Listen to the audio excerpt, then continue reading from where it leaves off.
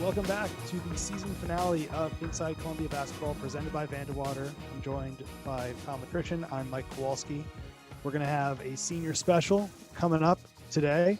So we've got a total of 10 people on the podcast, pretty ambitious. But we got through them all, Kyle. We did. Not all at the same time. That would have been chaos. No, that would have been a lot of Zoom boxes. That would have been a lot of Zoom boxes. But we've got the women's basketball players coming up first. There's 4 of them. And then after that, we had to split the men up into 2 segments because there's 6 of them. That's a little too many on screen at once.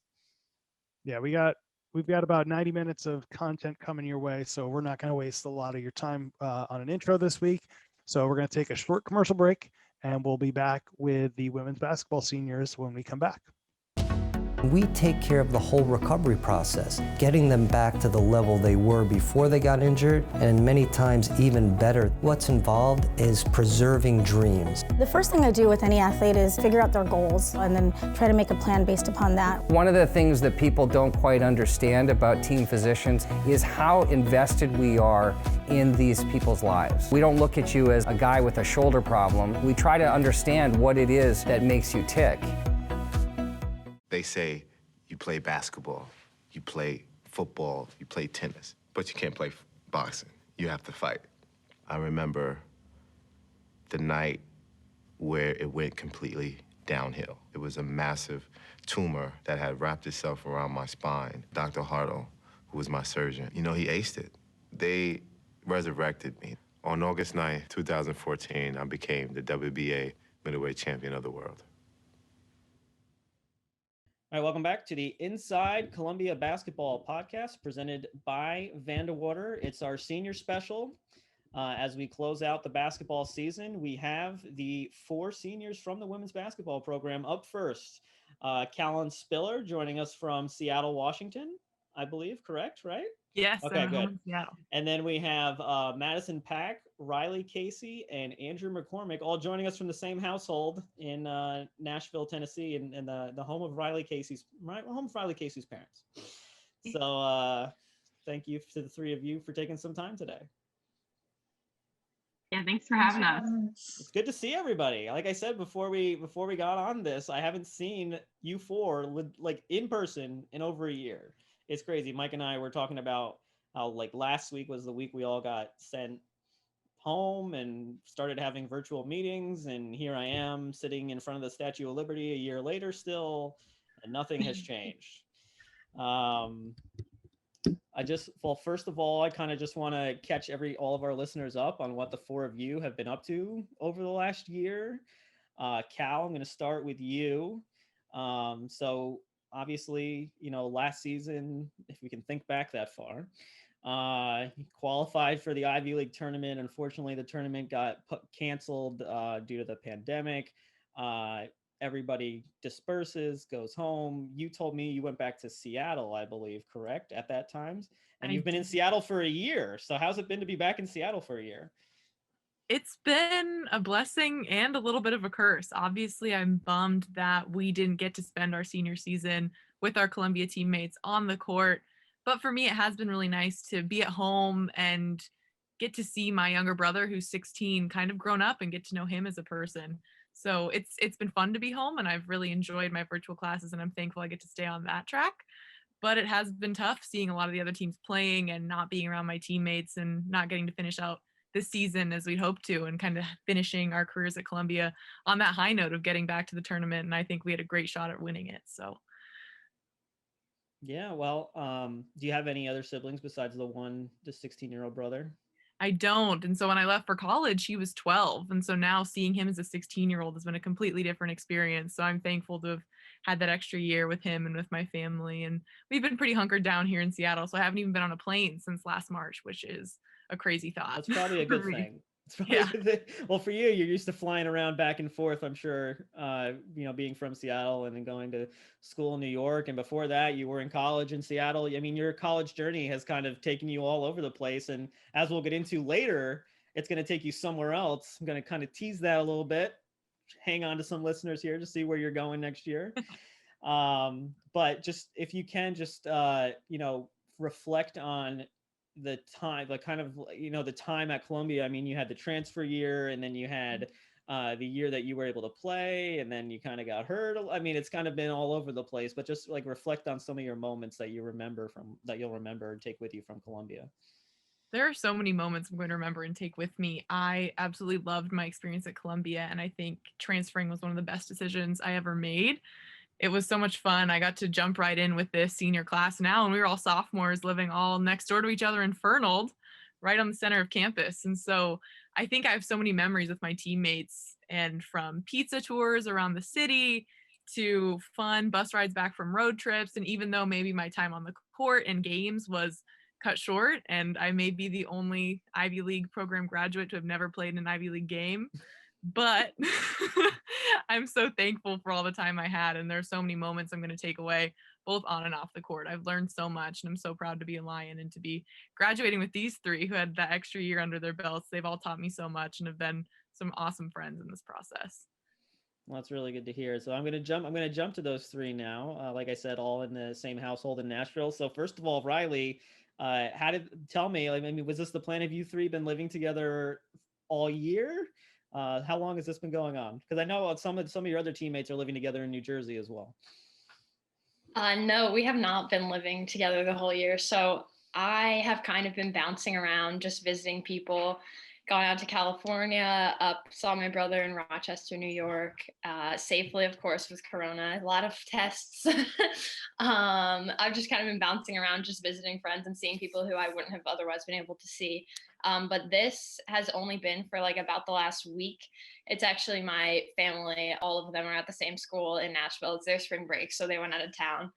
So I invited a few friends from school just to come stay with me for the week, just to hang out, see Nashville, and kind of just get somewhat of a little bit of a senior year experience. Yeah, I mean, we went to the last season that we played. We went to Nashville. I mean, it's a great place to be. I mean, I don't know how much you can do outside at the moment, but maybe you can at least go outside and go into the city and kind of walk around with your masks on and all that. I mean, I assume everybody else, have you guys done stuff like that? Yeah, and a lot of stuff is open outdoors because it's pretty warm outside. Like I think it's like 70 outside today. It's been a little rainy this week, but it's still like we've been able to do a pretty good amount of stuff. A little scooter tour, the little bird scooters all around the city the other day. Literally saw the whole entire city. Might have been a little long. How long, all three of you on the scooters? Yes, and our other friend. I think it was like an hour and a half or 2 hours. It was a little longer than anticipated. A few of the scooters died, so that made the end a little short. Wait, so is this so you went on like a legitimate tour of Nashville, like with like a big? No, it was a self-guided. Oh, okay. So what did we see on the self-guided tour? Let's see. Well, we started in 12 South, which has like a lot of cute little restaurants and a lot of little murals. It's really cute. Then we went down past Belmont and Vandy, down Music Row, through the Gulch. And then from the Gulch, you can get up to Broadway through a parking garage, which was pretty fun to go on. It was very smooth riding. And then over the little walking bridge that goes over the river. And then we went back pretty much about the same way we came. Nice. And for Andrea and Madison, it had to be nice to actually, I don't know if you've been to Nashville anytime besides when we were there for basketball last season, but to actually have the time to actually take in the city a little bit besides. I mean, I know when we go on those trips, you're playing basketball and you have practice and there's a schedule and all that. So to actually have a few days to be able to take in Nashville for what it is outside of basketball. So Madison, I'll start with you. What favorite part of the scooter tour? Me and Dre both had older scooters, so we were kind of in the back the whole time. So just being able to see I really enjoyed the bridge and to see the skyline of Nashville. I thought it was really pretty. It was a nice day out. It was really sunny. Like Bryce said, it's been rainy, so to see the sun a little bit, it was nice to see the skyline and just go through the city with our masks on. If I remember correctly, from when I was in Nashville, back when I was in grad school, from the bridge, you can see like Titan State. I don't know the name of the stadium. It's the football stadium, right? What's the name of the stadium? Yeah, Nissan Stadium. Nissan Stadium. Nissan It's probably Stadium. changed names since I last. It just saw it. changed, yeah. Okay. There we go. All right, Dre, scooter tour. What's the highlight? That's a tough one. I would say, so we went to an area called the Gulch, which somehow is positioned lower than the city. So you had to come up through like a parking garage and you come up onto Broadway, which was really cool. So then going down Broadway and hearing the live music, that was probably my favorite part. All right, now I've got to ask you this question, and I don't know if it's going to make the podcast. I don't know if it's too much TMI, but I went on Venmo today to go pay somebody. And I saw some Venmo transactions as I was scrolling through, and I assume I now know what all gas, no brakes means. What do you think it means? It had something to do with the scooters. I don't know. No, actually, I was just paying Rye for gas. It's really not I thought it had something to do with the scooters. I was like, I wish it was that exciting. I'll have to bring this up when I talk to them. That's so funny. Venmo, man, it's social. It's like social media. It pretty much it's is. the new social media. Yeah, Dre has a theory about that. If you have somebody's phone number, they can see. Dre, what's your theory on Venmo? I think it's the up and coming social media. I mean, you can like, you can comment, it can be dangerous. I'm a fan. It's true. I mean, it's always a contest as to who can put the funniest comment in their Venmo transaction. Yeah. When you get a like on a Venmo transaction, you know it was good. You know the comment was good.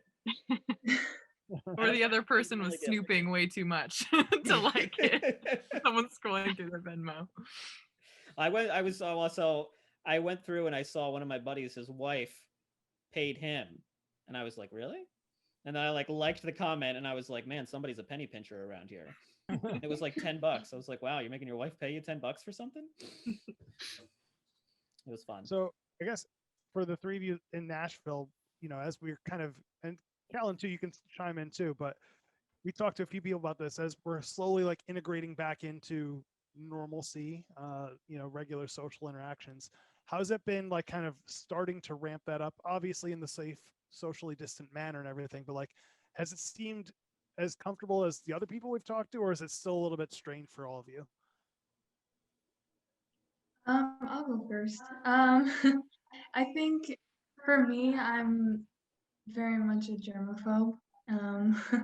So I'm very much masked up everywhere we go, doing everything. So even I'm kind of nervous about the whole thing. I'm afraid when I was in Florida, are very compromised, I guess. So having to take care of them was very nerve-wracking for my family and I. So we're very safe, I'd say. Hand sanitizer everywhere, not taking any chances. I think transition back, just seeing it so far has been really interesting. And I wonder how long it's going to be until people are completely comfortable, with full packed stadiums, full concerts and things like that. Because even now, watching a show on TV or something like that, and there's people at a sporting event scene, or it's packed like that, I'm hesitate for a minute. I'm like, oh my gosh, they don't have masks. And then it's what am I talking about? We didn't wear masks until last year. It's just ridiculous. But I don't know. I'm happy that the vaccine is going well and people are hopefully getting vaccinated and just moving forward with this so we can get back to normal life sometime soon.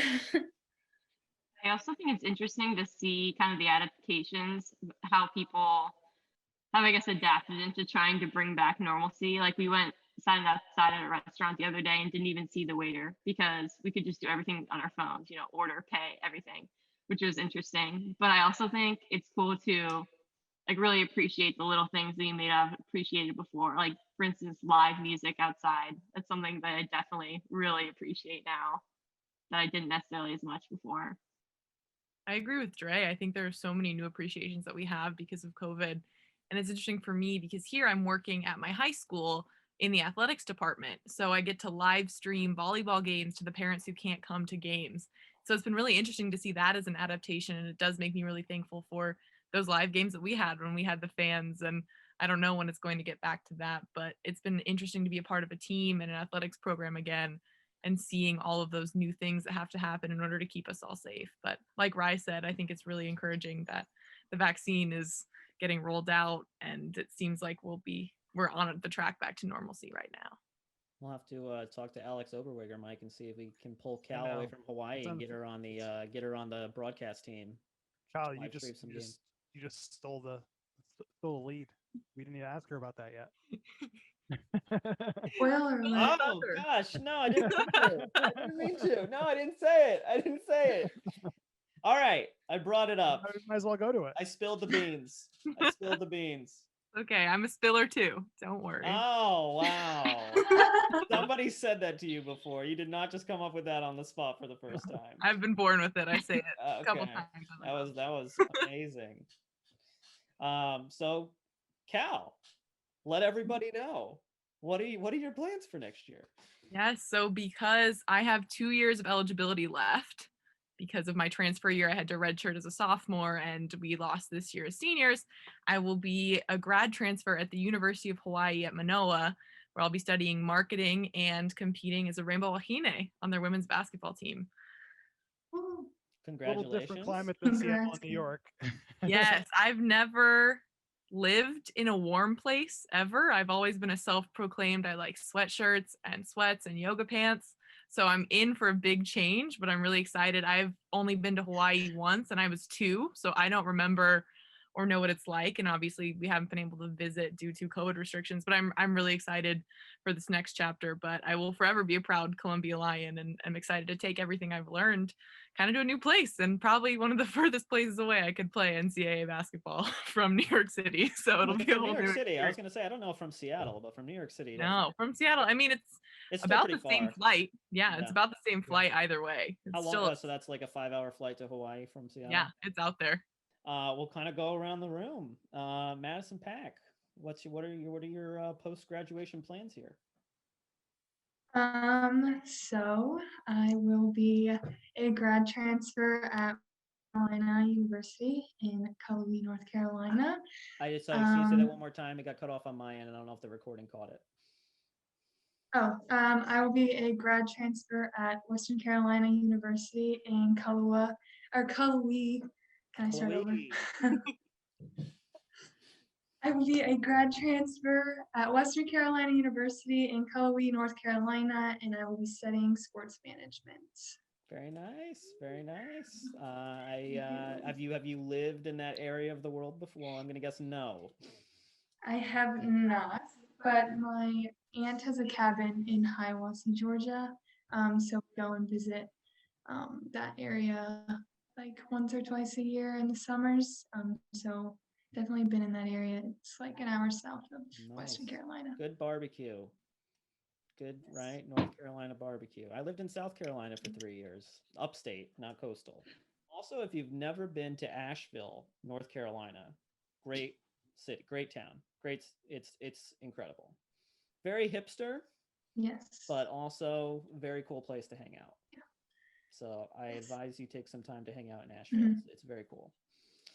All right. Well, congratulations to you, Riley Casey. So next year I will be playing at William and Mary and studying their MBA program. Snaps for everybody? We're doing snaps still? Is that a thing?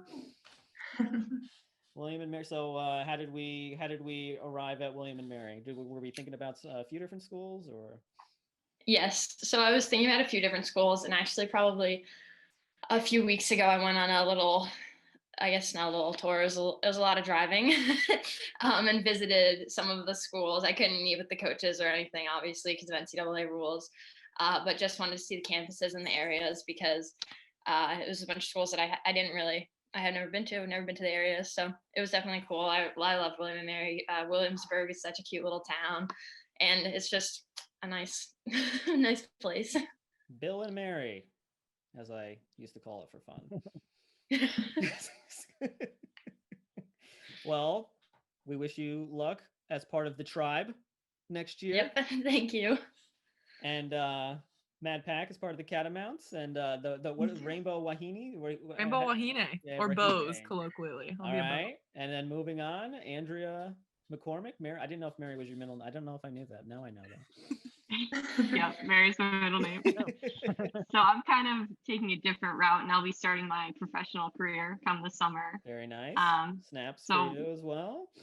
Thank you. Yeah, I interned with a company last summer. Unfortunately, I got a return offer for this coming summer. So I'll be working with FactSet Research Systems, which is basically a financial tech company, and I'll be working as a software engineer for them. I'm really looking forward to it. Very cool. I mean, if it, just you're not alone. Mike and I did not play graduate basketball either. So, you're not also alone. didn't play undergraduate basketball, but that's another story altogether. All right, I'm gonna go reverse order now. And Dre, I'm gonna bring it up now. I want like whether the moment be on the court or off the court, you can choose. But I might come up with my favorite on the court moments as we go through this. And Dre, I'm never gonna forget when you reverse layup Bella Allery, the number 5 lottery pick of the WNBA, and just made her just confused her. Didn't see it coming. If I have the clip, I'm gonna play it right now. That was my favorite Andrea McCormick moment of all time. That's a cool moment. I think you could have dribbled under her legs and scored, and it still would have went fine. Yeah, her legs are probably about as tall as I am. Well, what if you had to think of like a you've had a couple cool moments. If you had to think of like a basketball moment, or maybe it's off the court, like what's going to stick out to you from your time at Columbia? There's so many great moments. One moment in particular that stands out to me is when we beat Mercer in our trip down to Georgia, and I think that was kind of one of our biggest program wins at the time. It kind of gave us momentum going forward. But also that was the last time they lost a game all year. After that, loss. They didn't lose a game the rest of the season until the NCAA tournament. But that was a huge win. Yeah, that was a great win. And then also beating Harvard by 20 was a huge one. Twice, right? I think. Yep. Yeah, that was last season at home. But I think you're talking about the one before that, where it was like the 22-0 run or something like that in the first quarter. Yeah. Yep. Yeah. The first win over Harvard. That was a great moment. It was. All right, Rye. I'll let you say your moment first, and then if I have something, I'll chime. Okay. I think that's a tough question. And Dre, with 2 of her answers, was still 2 of my great moments. I think this goes along with the Mercer game, but just the Mercer trip in general was a really fun trip. We all ended up binge watching the same Netflix show at the same time. Every time we were on the bus, everyone was like huddled up in different groups because everyone was at different episodes, and it was just like a fun trip all around. I think we got some Chick-fil-A and some Waffle House after we beat Mercer, a little celebration. Let me think. There's so many great moments.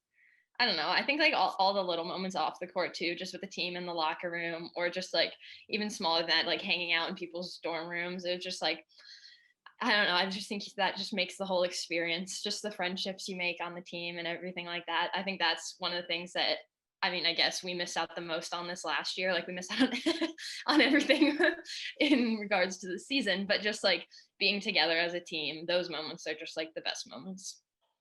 What's going to stick out to me is your very first game as a freshman at Providence. And I think you scored like 20 points or something like that. And then, but that's not what I'm talking about. It was after the game. The interview? I go to interview you. Yep. She still remembers it. I go to interview you, and I'm trying to give you like a quick training seminar, I guess, if you will, 2 minutes. And then I remember Coach G standing next to us and trying to like calm you, like, you're gonna be fine, you're good, just do this, you're good. And then I was more nervous for the interview than the game. I was like, I had to ask you. I was like, should I say this? What am I supposed to say? What are you gonna ask me? It's just me standing there with my cell phone too. It's like, it's not like you're in like on a stage with lights and a camera and people in the room. It's just like, no, it's just me with a phone. If you mess up, it doesn't matter. I've just started over. Oh my gosh, that was funny. That was you got some great interviews of a lot of our teammates throughout the years too. It's always because it's funny when you go into every game, you don't know who the person after the game is going to be, right? It could surprise you. Like I remember, like there's just a few games that come to mind where it's like I don't think I'd ever. This is something I never thought I'd be doing right now, but here we go, right? And then when it's the first time with anybody, they're like deer in headlights. I'm like, it's me with a cell phone. It's like, you'll do it. It's fine. It's not live. It's still so nervous. Like right when it's finished, I'm always like, what did I even say? I think I just blacked out the whole entire interview. I'm like, I have literally no idea what I said until I go watch it again later. That's funny. All right, Mad Pack, I'm going to give my moment first. Oh, you good? Sorry. Yep, I'm good. Okay. AirPod fell out. No, you're good. I think it was one of the first home games that you played, and I was sitting there working, and then one of my coworkers came up. You pulled up for three, and you don't look like a three-point shooter. Just gonna throw it out there. You're playing the post, right? And you pulled up and you hit a three, and somebody comes up next to me and like, does she normally do that? Is she? I'm like, yeah, that's what she does. But I want to go back. Who's saying that like everybody shoots threes now? Like it's she's a like, three post player. Come on. Like, no, everybody shoots threes now. So whoever said that, got to catch up on the game of basketball. But not everyone shoots them as well as Mad.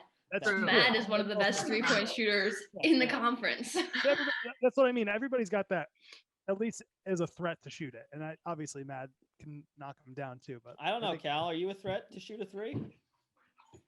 In high school, I was. I mean, Coach G was for sure pushing to get me to help. But the thing is, we have Dre, we have Rye, we have Mad. We have so many teammates who can knock it down more consistently. So I was like, if you need me in the paint, I got it. I'll pass it out to Mad. She's going to make it every time. So, it's about learning your role. And I think I could be, but my role on this team was a little bit different because we had amazing shooters who were proven. So that's true. I think it was just shocking to people because they would see Mad, take the court. She's down in the post on defense, very much looking like a forward center. And then offense, it's like, oh, she's on the perimeter. What is she doing? Oh, is she going to shoot? It shocked a lot of people. Yeah, that's always one of my favorite parts of like a new season when the freshmen come in and we have like a big freshman and they're like guarding me and I'll just be in the trail and they're like on the free throw line and I'm like, oh guys, I can shoot it. That's dangerous. That happened to me my first year many times. Not just the first year too. And then everyone's like, no, she's a shooter. And I'm like, and you're like, so funny. You're like, shooter. Oh man, one of the most recent videos we put up with the 6-game winning streak, and then there's that clip of you hitting a three at Dartmouth, like in that the game that clinched the tournament berth. Yeah, I mean it just is pure. It's pure Mad Pack. Oh, thanks. All right, but I'll let you tell your moments now. I don't know. I think very similar to both. But I think definitely at post game with Dartmouth when we had clinched, that was a good moment. I think, we had never done it. So just to feel the excitement in the room afterwards when Coach G was all excited, and the bus ride home after that probably was one of my favorite moments as well. I think we were just having a great time. We had I don't even remember, like the Roxy called it something like the Lion Comedy Club, and we all shared our favorite jokes, and we were just having a good time. I think that was a good moment. But like Rye said, just like the little moments in the locker rooms before and after practice, I think are times that I'll never forget. Just like being ourselves and around each other and just having those friendships will always be like the best. All right, Cal. I know you didn't get to play that much and your in your Columbia tenure, but when you did play, I felt like I was watching your breakout moment at home against NJIT when you were just gobbling up everything on the glass. And then all of a sudden I look and you've got 4 assists and I'm like, this is Kallin Spiller at the top of her game, right? Like she's back. That's kind of that's what's gonna like stick out to me. I was gonna say if I had to pick a basketball moment, it would be we were in a timeout. Dre and I were on the floor together. Coach G's like, all right, you're gonna dribble at Dre's player. Dre's gonna go back to where you're gonna hit her. And we executed it perfectly. Dre got an and one. She was her classic sauce on that play, and that was like the most excitement I'd had. That's right. That was so long. That was the play we've put that play on social media. Dre took a hit. He did on that play and just got up and shook it off. And if you see me, I'm already not in the camera. I ran back. I'm like, Dre's making it. It's in. We're going back. We're running back, which I get in a lot of trouble for, but no one's going back. That's a great assist. I want to say Coach Rosnick, when we posted that play, it was sometime in the last couple of months, we posted that play again. And he made a comment about like something about your pass to Dre or your screen or whatever. Yeah, he always... After that play, he always referred to me as the Ivy League Jokic because I really love passing and I really love using my court vision to get my teammates open. And that was a great example. I remember he always retweeted it and was always like, Ivy League Jokic, which I thought was hilarious. But that was so much fun. And then the photo behind Mike reminded me of that Georgetown game. I think beating Georgetown with that arena. There's a game going on right there. now. Yeah, right behind him. You can see me trailing the play. I was like, that was such a cool game to see the community of New York City and so many young people coming out to support us and beating a big basketball name like Georgetown. I think, it didn't go over my head. I was like, I've seen Georgetown play growing up and it was really, really cool to go out there and get the win with my teammates with such a big crowd. Like that energy is something I hadn't felt before. So that was a really exciting one too. But Mad stole the story about the Bus Comedy Club, which I have to add, Mad was named the Edge player of the bus for her jokes. And so it was so much fun to see everyone go up and just laugh and celebrate that we had made the Ivy League tournament for the first time in school history. And I don't think I've laughed as much as I did then since then. So it was so much fun. And it's those, like my teammates have said, it's those small moments, walking from the gym to Ferris in between class, poking my head out of my dorm and seeing these 3 outside in Fernald, or just, spending those times on campus. I think being at home has made me realize how much Columbia's campus and our gym really means to me. And I can't wait to return and kind of have that homecoming, hopefully someday. Well, it was nice taking some time to reflect with everybody. It was nice that we kind of had this platform to let all of our listeners know what everybody's future plans are. So whether they be starting your professional career or continuing to play basketball for another year or two, I know we wish you for the best of luck. And we really, enjoyed watching you, no matter how long your time was at Columbia, we really enjoyed watching the 4 of you. And I think all of you know, and for sure that, this program is in such a better place than when you all got here. So, and that's definitely in large part to the 4 of you. So congratulations on your time at Columbia and good luck in the future. Thank you. Thank you so much. Thank you. No problem. That was Kallin Spiller, Madison Pack, Riley Casey, and Andrea McCormick, the 4 seniors from the women's basketball team. And when we come back, we're going to start our men's basketball segment with our first 3. Who do we have coming up, Mike? Got Jake Klores, Randy Brumant, and Joseph Smoyer. So we'll be back after the break with those guys. So stick around.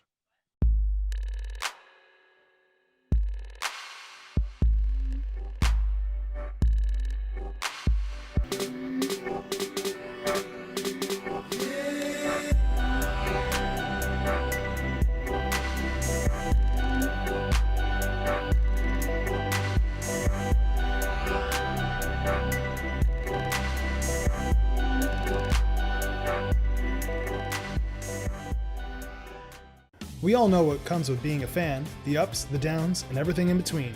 Share a Coke with a friend. Coca-Cola, the official beverage of the Columbia Lions. At Athletic Brewing Company, we've built America's first craft non-alcoholic brewery. We've created a lineup of award-winning non-alcoholic beers. Our beers are made with organic grains and start at only 50 calories. Athletic beers are perfect for anyone who loves being healthy and active, but also loves to enjoy great tasting beer with friends. To give us a try, go to athleticbrewingcompany.com and use code athletic20 for 20% off your first order. Welcome back to the latest episode of Inside Columbia Basketball, presented by Vandewater. We've got 3 members of the Columbia men's basketball class of 2021. So right now we're joined by Randy Brumant, Jake Klores, and Joseph Smoyer. So guys, thanks for taking some time today. Yeah, excited to be here. Nice. So kind of open things up. I'm sure this isn't how you all envisioned your senior year going. What's it been like as you've kind of like gone through the winter and into the spring, kind of transitioning, just kind of focusing on schoolwork, staying ready? I know, a lot of you guys are keeping playing options open, but talk to us a little bit about what you've been doing to kind of stay sharp, academically and athletically these last few months. Start with you, Randy. Well, it's been a transition, just going to school online pretty much for all your classes. So having that and just like you're kind of like stuck almost. It kind of feels like you can get stuck like in one place, just like going to class like online and stuff. So you try to like get out. Thankfully we had like access to a few gyms around the city, so we can like get in, still like get some shots up, work on our skills and that kind of stuff. So it's been good, but there's also been a lot of focus on academics as well, just having a lot more time to do that kind of thing. Jake or Joseph, you want to add anything to that? Yeah, no, I mean, obviously it's been a different and challenging year. I think for me and for most of us, I feel like we've sort of adjusted to things more and more as the year's gone on. It's been great for all of us, all the seniors now are able to be here together. So it's been nice to spend some time together. And yeah, like Randy said, we've had some nice options to continue being able to work out. So that's been, I think, keeping us sane and together in a nice way. And similar to me, I've had it's been nice to have some time to focus on school, especially these last 2 semesters as a senior, in some pretty difficult political science seminars where I have to write some pretty big papers. So it's been good to focus on that and also continue to work on basketball and have those options as well. Joseph, I know Randy and Jake are in New York. Are you at home or are you back in New York right now? I'm back in New York. Okay. What's that been like since you were gone for almost a year? What's it like being back? Because I know those guys were here in the fall. It's definitely exciting to be back. I was really happy to be able to see everyone. And New York is a fun place to be even during a pandemic. So it's been nice to be back here, and like especially last week or so, we've had some really nice days. Been able to go on some bike rides in Central Park and just get out and explore the city a little bit. So it's been really fun to be back. Are all 6 seniors on campus, or is it just the 3 of you? Or Yeah, I believe all 6 now. Gabe just came back from Italy maybe like 2 weeks ago. Yeah. Okay. Do you guys have you guys done anything kind of as a group? Obviously, socially distant aware, that you've, or do you guys have anything planned to do as a group now that you're all on campus, since it's your senior year? Yeah, so a few of us are living together, so we spend most of the day together all the time, which has been great. Yeah, we don't have anything planned specifically yet, but I know we're gonna spend. We're gonna plan it right now. That's what we're gonna do right here on the podcast. Yeah. What do you guys want to plan? We've had some fun dinners together, which has been nice. Yeah. It's great that the weather's getting nice now. We can maybe we can have some fun dinner at like a nice restaurant or something now that it's getting warm again. That'd be nice. Yeah, that'd be great. Randy just learned how to ride a bike, so yeah, after 22 years. Just learn how to ride bikes. So Randy, let's talk about your experience, your learning process. Mm-hmm. So I guess it all really started on Low Beach.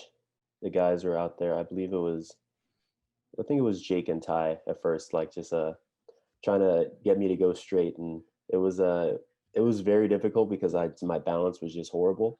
So like every time I go, I just like lean to the left or lean to the right and just like fall. But I mean, like after like of like 2 or 3 like training sessions, I like was able to like go straight, and then I finally got it on Riverside Park, like up top. There's like that little like straightaway where like the path goes all the way down. And I was finally able to go straight on there. So that was a big moment for me. The guys are pretty happy about It it. was who was the other? Was it Luke? No, Yeah, Luke is there. Ben was the other person. Ben was the other person learning how to Yeah. ride it. You guys learned how to ride it together at the same, like were you both in Riverside Park together?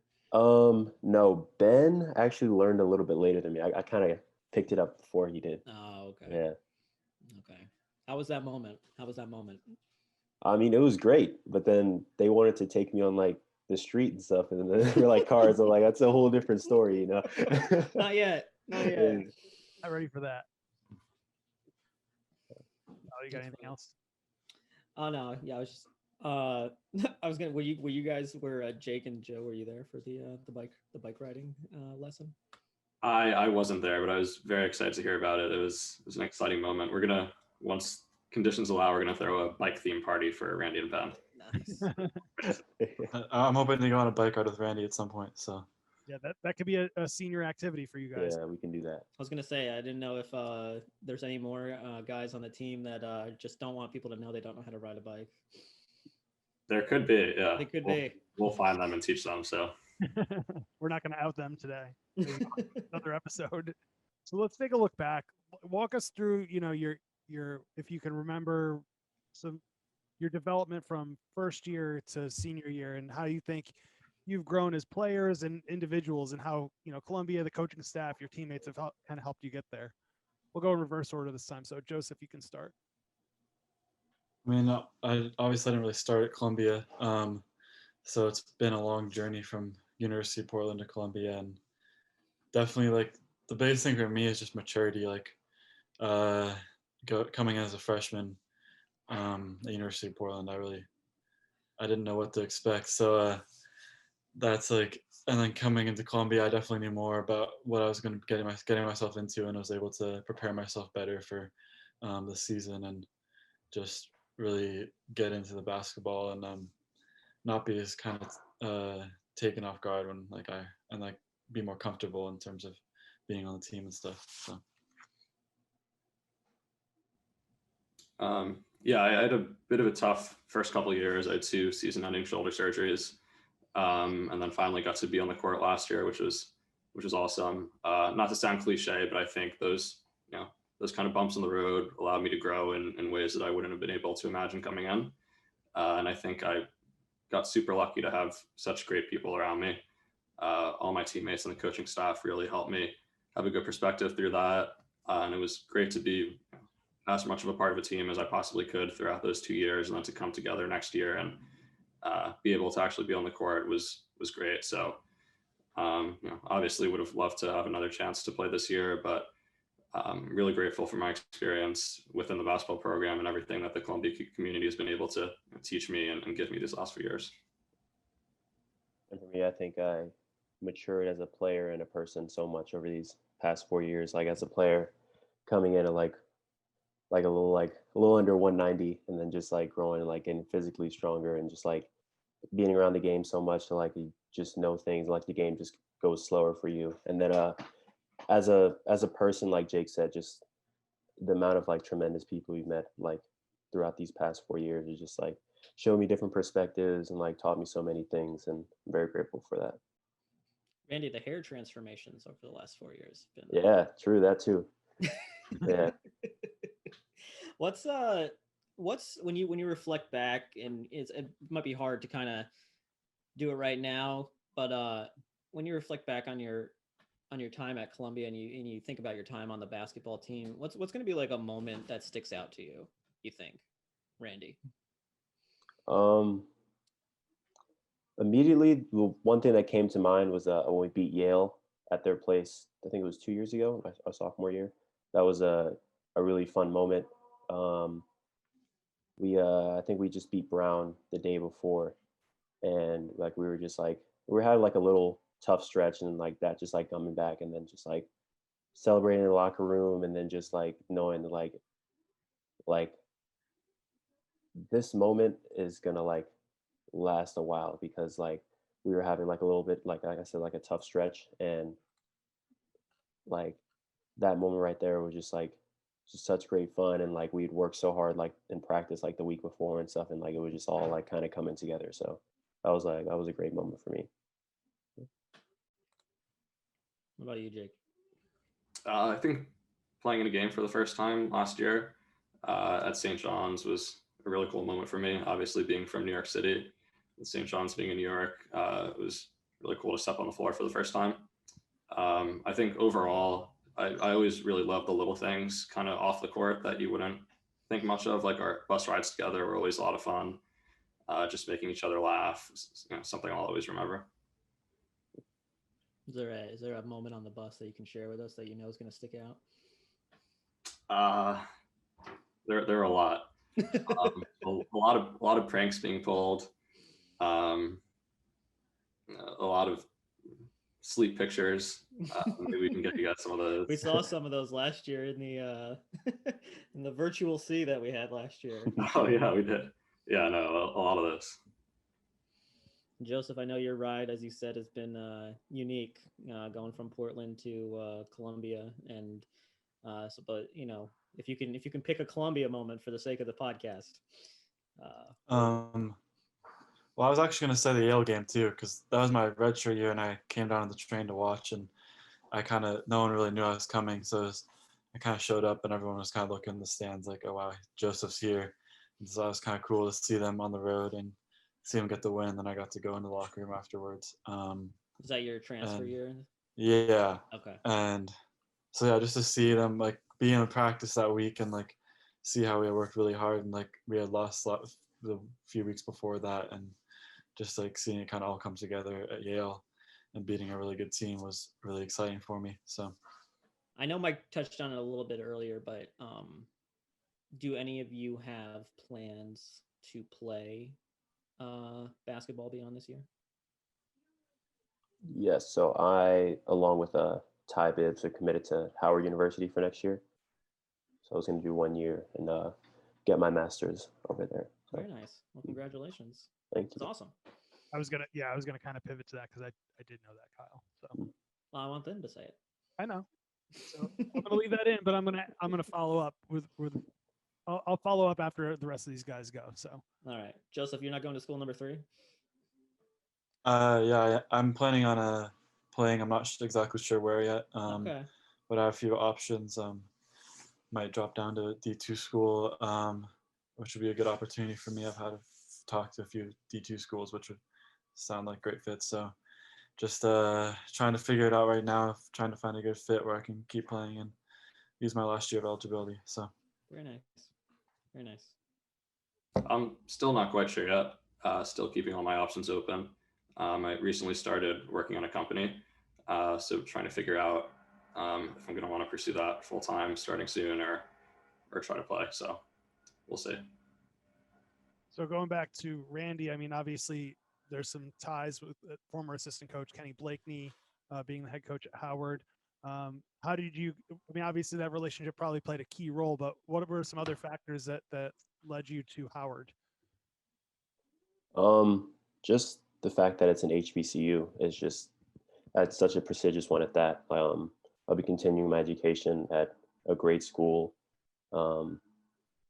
Also, the team, as you sure has been as you know, has been getting like a lot of buzz recently with McCormick, some other big time prospects who are also like thinking about going there and like to kind of push for HBCUs to get recruit better athletes. So that was also a big part of it. Just like seeing like the upward trend that it's on, that's something I really want to be a part of. And like the fact that like we do know Coach Kenny Blakeney and like he knows our play styles and stuff. So it would be going into a situation that both parties were kind of familiar with each other already. So it's gonna work.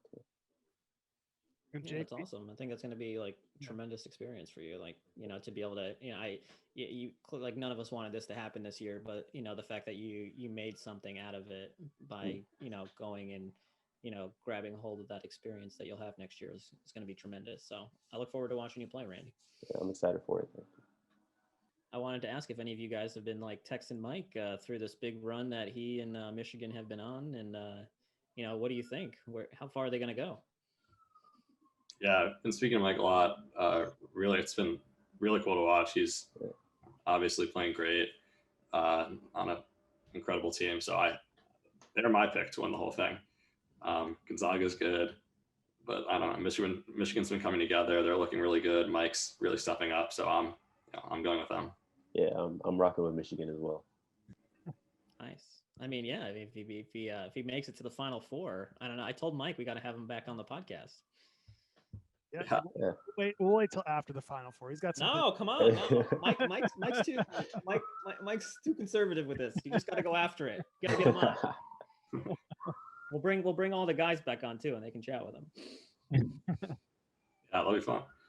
So Jake, we talk a little bit about your company idea. You're going to try to go into business with another basketball on Peter Barba. So tell us a little bit about that endeavor. Yeah, so Peter Barba and I started working on this earlier in the summer. So beginning hopefully in August of this year, college athletes are going to be allowed to profit from their name, image, and likeness for the first time, meaning they'll be allowed to get paid for any sort of marketing or endorsement opportunities. Up until now, it's been strictly prohibited. So some really exciting opportunities are opening up, and in our opinion, for college athletes at all levels. It's not just going to be the nationally famous basketball and football stars who are going to have opportunities. There's going to be some spread out, through all levels and all sports. There's going to be a lot of problems. It's going to be difficult for student athletes to find deals, to execute them. They're going to have to disclose their deal information and follow some pretty specific rules.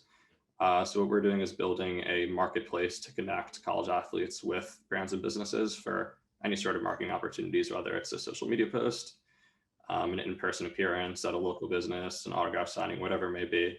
The goal is just to give both sides easy access to each other, to make sure all rules are being followed perfectly, so eligibility is never put at risk, and just giving college athletes a space to maximize their earning potential, whatever that may be. We're also building out an education platform to help prepare college athletes for this new landscape before the rules go into effect. So educating them on everything from financial literacy to brand building to these new NCAA compliance rules to make sure that they're as prepared as possible to take advantage of these new rules and to do so safely. What was obviously you being a college basketball player and a college student athlete, I'm sure obviously that played a role in this whole endeavor, but how did you get to this point? Was it a culmination of ideas from the two of you, or did you hear from somebody else who, just how did we get here? Yeah, so when stuff first came out on this last fall, first of all, it was really exciting because I think this is long overdue. And I realized obviously there's going to be some great opportunities that present themselves, but it became clear pretty early on that it's going to be a difficult landscape to navigate. So I kind of understood where Peter and I understood that student athletes are going to need help in one way or another, navigating it. So I spent the summer working for a venture capital fund that focused on sports. And my boss this summer was very, very helpful, just talking through this idea with me and helping me kind of refine our thinking and realize, what there's a need for and how we can help all parties, take advantage of all the opportunities that are going to present themselves. So I'd say, a combination of Peter and I just talking through our experience as college athletes, our friends' experiences, and understanding, other people's perspectives really kind of pushed us to go through with this and hopefully do so in a way that's going to be able to help a lot of people out. To follow up with Joseph and Randy, after basketball, when you guys pursue it, what are you guys looking to get into for career-wise? Well, I'll be getting my master's in economics at Howard University, and I was going to look into, I'm not really exactly sure yet, but I was going to kind of refine that over the next year, look for some opportunities after that. Nice. Yeah, I don't really exactly know yet, but Trying to figure it out. yeah, I want to go maybe into policy or do something in that, or maybe be like a strength coach or something. I have a lot of different interests, so I have to kind of figure that out. So that'll be good. Maybe I can do a master's degree in something that leads me to a career. So. No, I mean, I think I speak for the entire athletics department when, I say that we really enjoyed watching the three of you and the rest of your class over these last 4 years. I mean, clearly it's unfortunate that, what happened with the pandemic, we couldn't watch you all play your senior years at Columbia, but I think you all are making the best of it in your various, journeys and the opportunities that you're taking. So we wish you three the best of luck. And, we hope to have you back on the podcast at some point soon. Maybe Randy, we'll have you back on when Howard's going to the Final Four next year, right? Yeah. Right. Jake, we'll have you back on when you and Peter are multi-billionaires with your business. And Joseph's going to be playing professionally. We know it, right? Yeah. So we'll have him back on. I'm just putting it out there, Joseph. I know you are. All right, so we're going to wrap up this segment. We're going to take a short commercial break, and we'll be back with the other three seniors from men's basketball, Gabe Stefanini, Luke Bolster, and Tai Bibbs. So stick around. You're listening to the Inside Columbia Basketball Podcast presented by Vandewater. John, we're outside of Jag 1. Tell us why this place is so important to your patients. We're serving New York, New Jersey, and Pennsylvania as an outpatient physical therapy and occupational therapy center.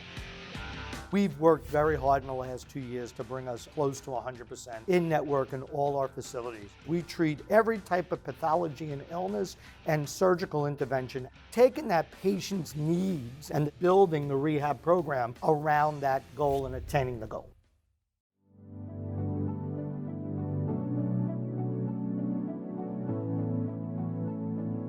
During my time at Columbia, the incredible support from the university, alumni, and parents has helped us make great strides in the resources we've been able to provide our student athletes in and out of competition.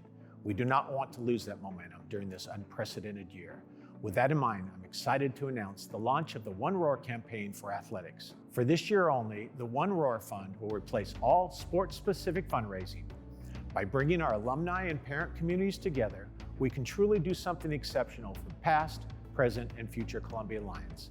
In these times where reduced revenues and increased fiscal pressure are the new normal, the money raised during this campaign will support each of our 700+ student athletes from all 31 sport programs, as well as the administrative units that support our teams. Your past investments in our athletic programs have been critical to our success, and I hope we can rely upon you to help our entire department through these challenging times. Be safe and go Lions.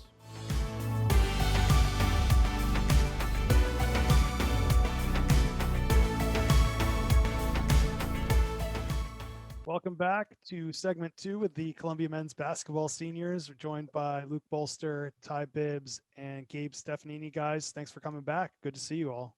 Good to see you, Mike. Thanks for having us, Mike. Yep. So, thanks for having us. Let's just jump right in. Let's not waste any time. Let's give the listeners what they want.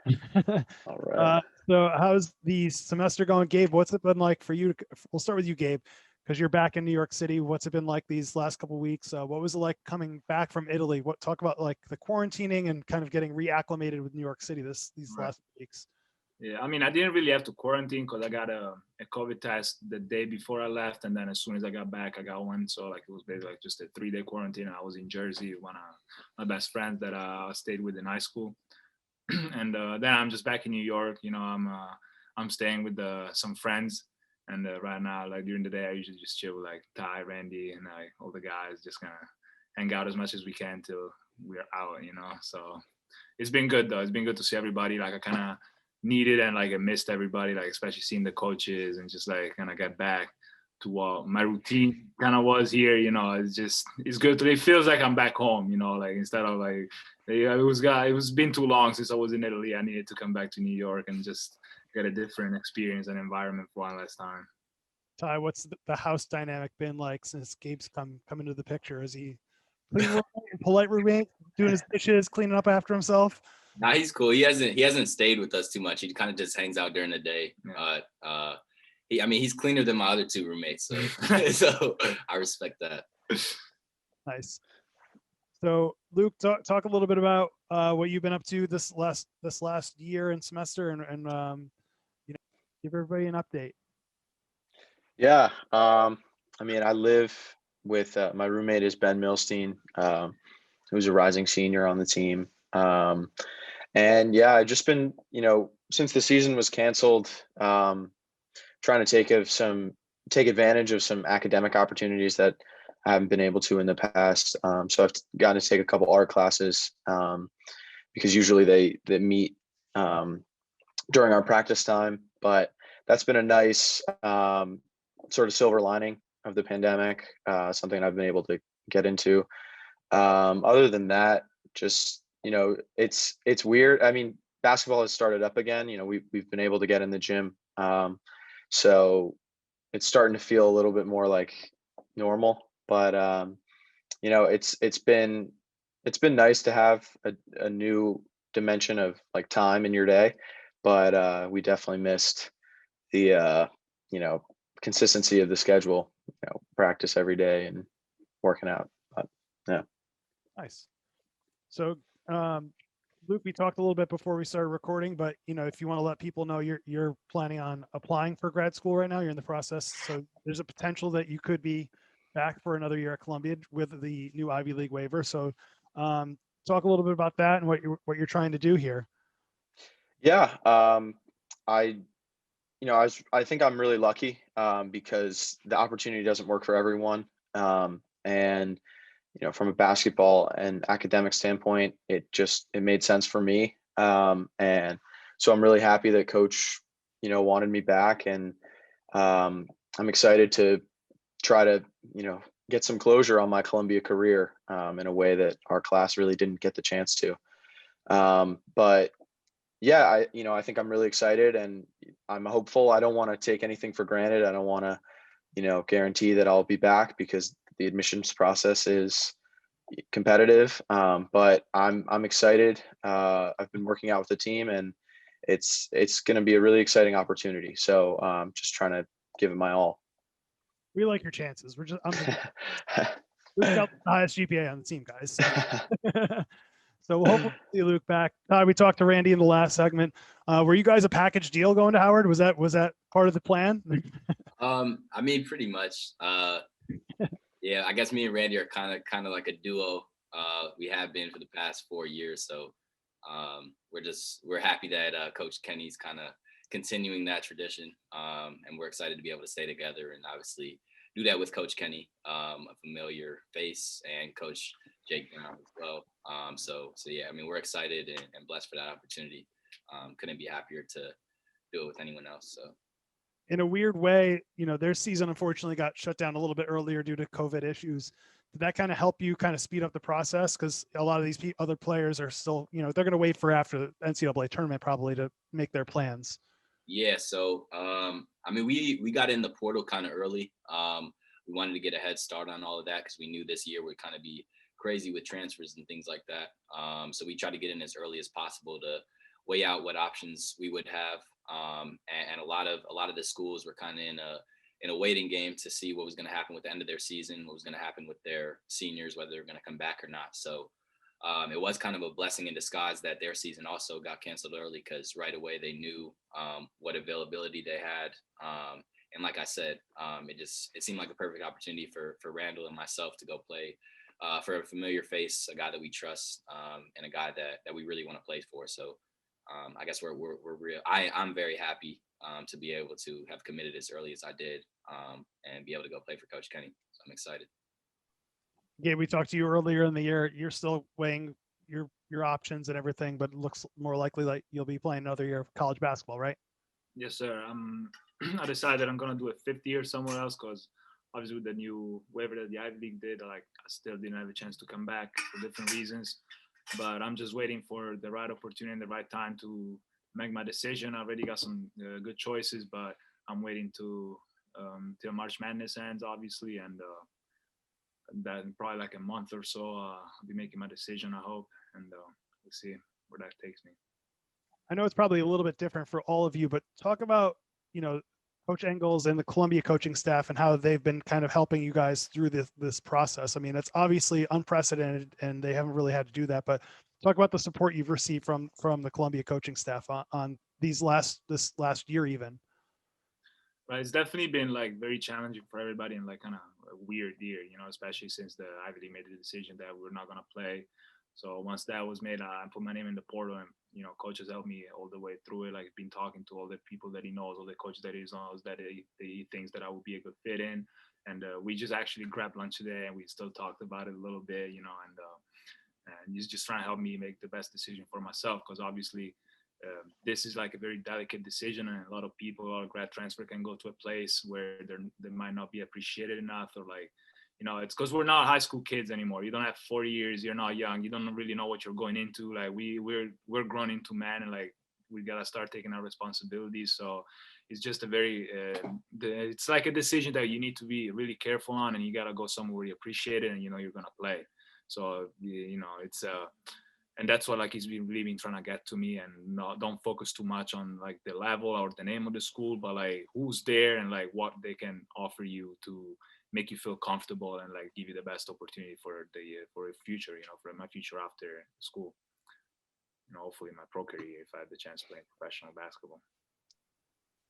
Yes, sir. Yeah, similar to Gabe, I think the coaching staff has been very helpful. Like Gabe said, it's been a challenging year for everybody.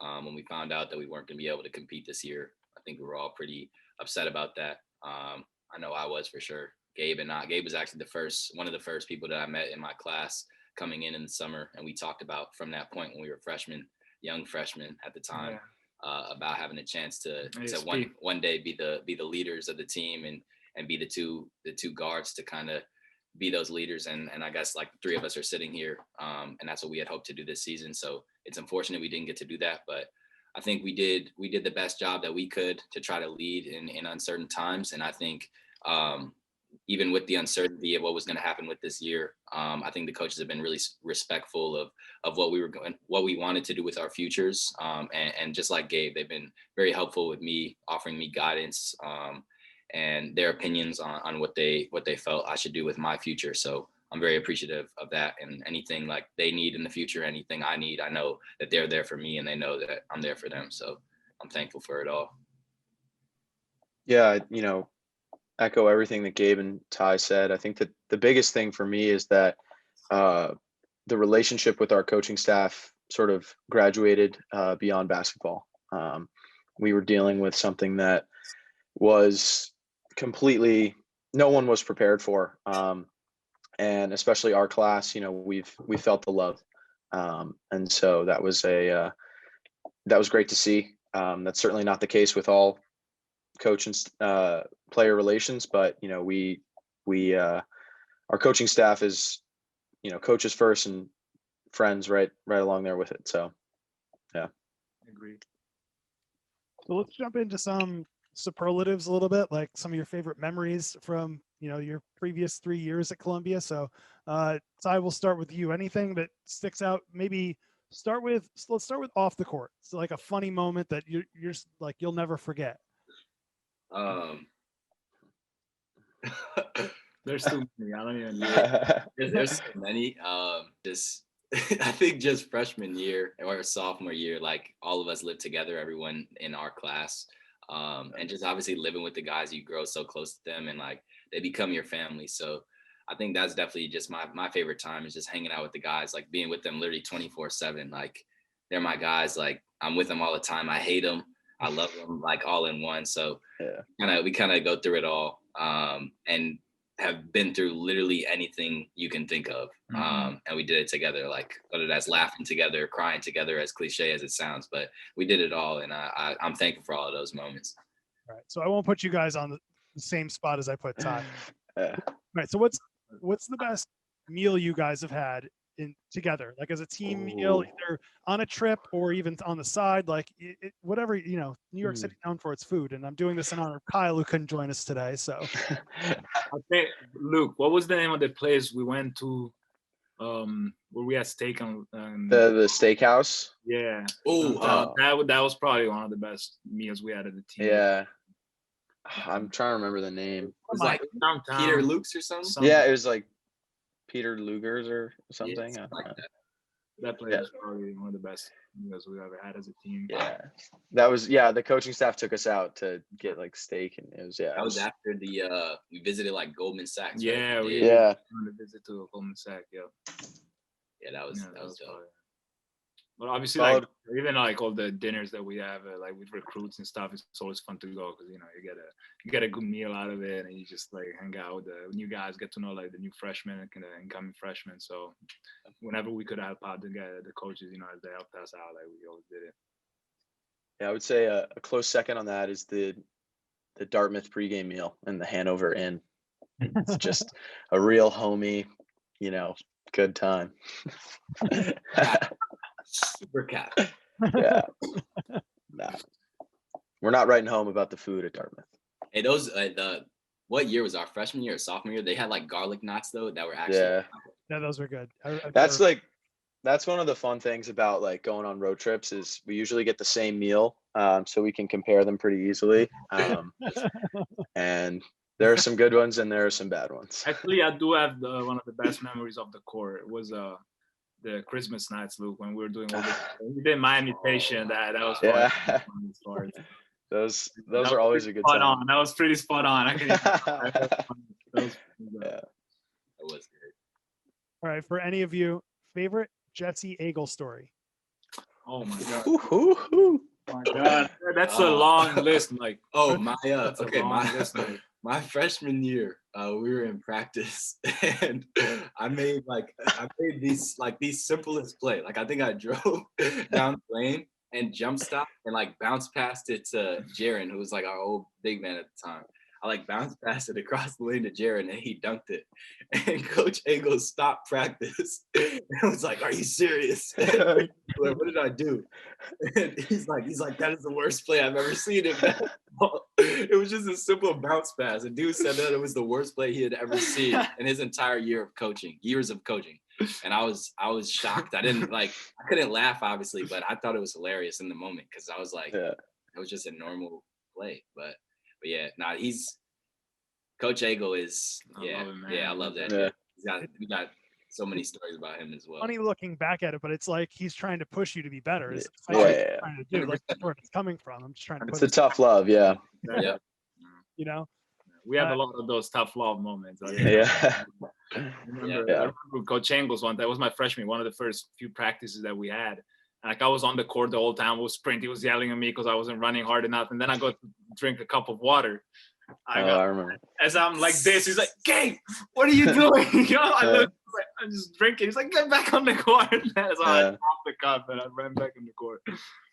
But now with Agel, like when I was hurt, he used to drive me a lot to like get my check-ins at the hospital. So like I was in the car with him a lot, and like he just tell me all the stories of Vermont and stuff. Like with this one time, like he had a player that like he broke his face or something. Like he said he broke his face, and the week after he had surgery and everything, he played at like 30, and I was like, coach, how is that possible? Like, Agel is the man.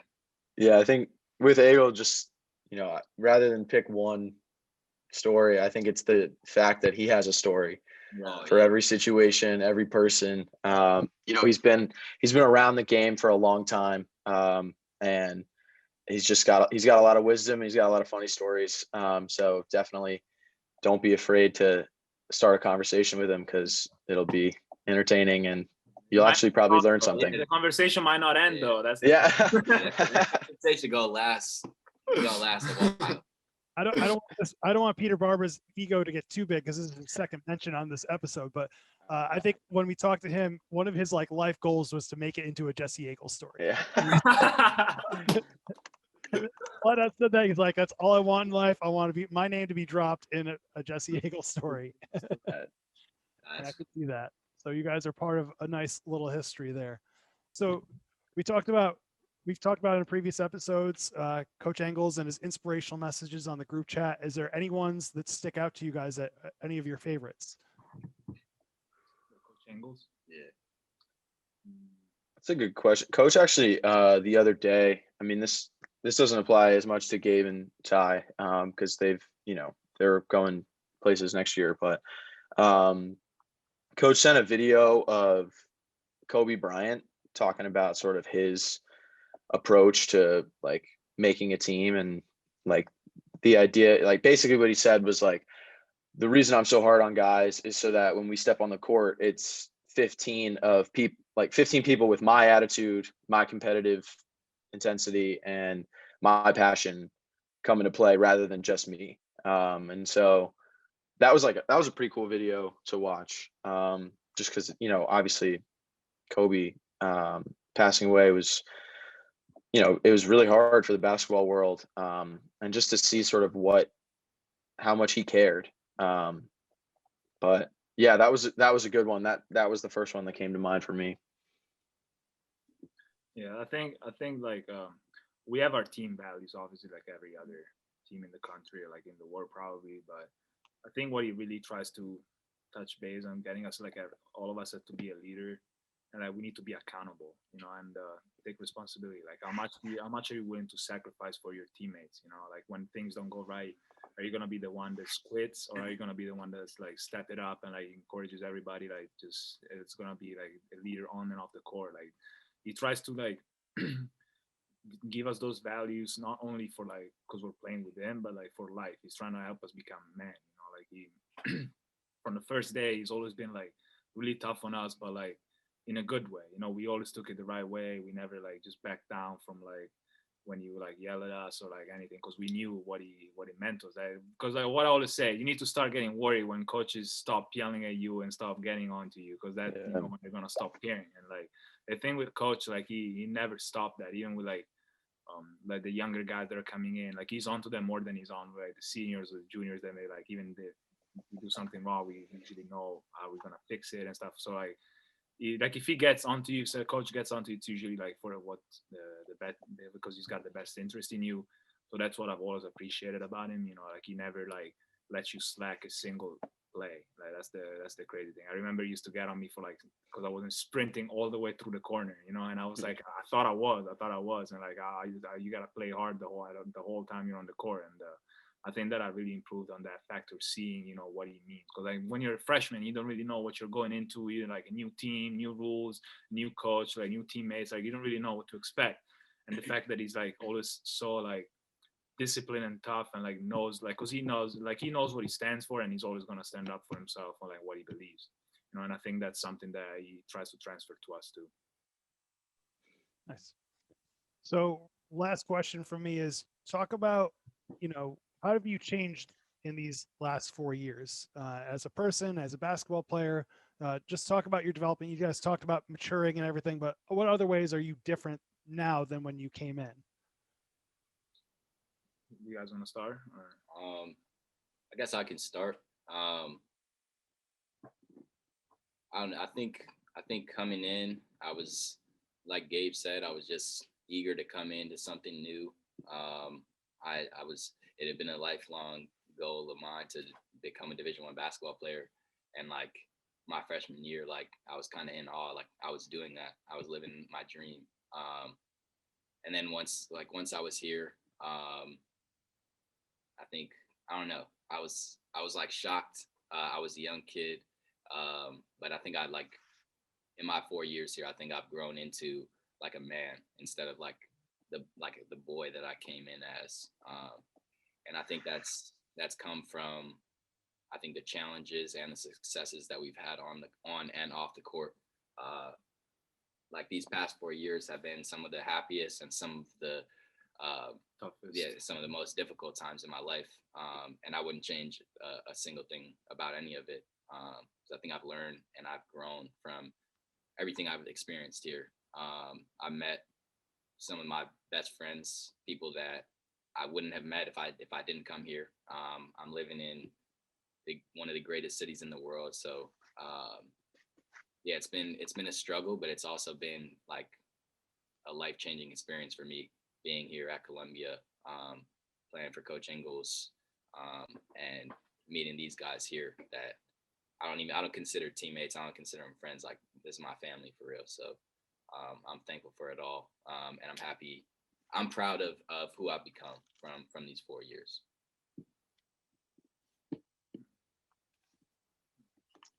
Yeah, I would say, similar to Ty, I feel like I've definitely grown up these past 4 years. As a basketball player, I would say, thinking about the game, the mental aspect of my game has grown a lot. I had a lot of room to grow, physically and skill wise, but I think that, one of the biggest things about Columbia basketball is it's cerebral. We have a high IQ team, and we have a complicated system, and so you really have to know basketball. So I'm really proud of that. Just kind of knowing the game infinitely better than I ever have. And as a person, Columbia's been in my life for my whole life. My dad has been here for as long as I've been alive. As long as I've been alive, Luke. Yeah, yeah. On that too. Get him on. So it's hard to believe. But I've just, I've loved Columbia. And now I get, I'm a Columbia Lion. I get to tell people that, and that's pretty cool. So yeah, everything Ty said, and it's just been, it's hard to believe it's over, honestly, or it's almost over. It's some of the best times of my life have been because of Columbia. 100%. Like, I think what I've grew the most in, it's being mentally tough and ready to like accept any adversity and just like knowing what I want. Cause like now I really know, I think I understand like my value as a person more than like as a player. Cause like obviously like everyone, there's always gonna be someone better than you on the court. It's like, it's how you're gonna approach that. Like, are you gonna go into the game by thinking like, oh, like these guys are like are better than us, like on paper, like what are you gonna do? Like you can't just let that affect you. And I think that like being here, that's what really helped me, because like obviously like our last few seasons weren't really successful, but like last time I played my sophomore year, like we didn't care who we went against. Like we never did, like we were always like underrated. We were always like given for like the underdogs, and like we always came up and like showed our toughness, like even if like with all the close games that we lost in like all our 3-4 years here, like it's, so I think that like that really helped me grow as an individual, like especially off the court, because like what you do with basketball on the court, it transfers on the things that you are outside, like as an individual. So I think that I'm really grateful for that. And obviously, as Ty and Luke said, like just the family that like we cultivated and grew here, like we really became so close. Like I never thought I was gonna come to Columbia and find like such an amazing group of people that I'm gonna be in touch with the rest of my life. Like I think that we created really like a special bond that's really hard to find. And I'm just like so happy for that. Well, guys, I think that'll do it for this episode. We want to thank you for joining us. I want to wish you the best of luck. So that was Tai Bibbs, Gabe Stefanini, and Luke Bolster. You've been watching the Inside Columbia Basketball podcast presented by Vandewater. Thanks for joining us all season.